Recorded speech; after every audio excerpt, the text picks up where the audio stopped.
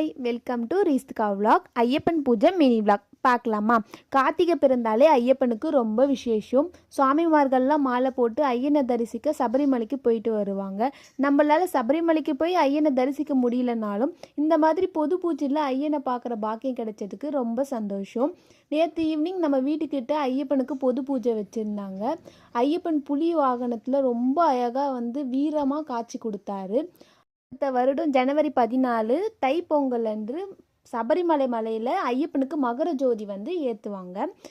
அந்த ஜோதியாக நம்ம எல்லாருக்கும் காட்சி கொடுக்குற ஐயன் அருள் எல்லாருக்கும் கிடைக்கணும்னு நான் மனசார பிரார்த்தனை பண்ணிக்கிறேன். ஐயப்பன் எவ்வளோ பிடிக்கும்னு மறக்காமல் கமெண்ட்ஸில் சொல்லுங்கள்.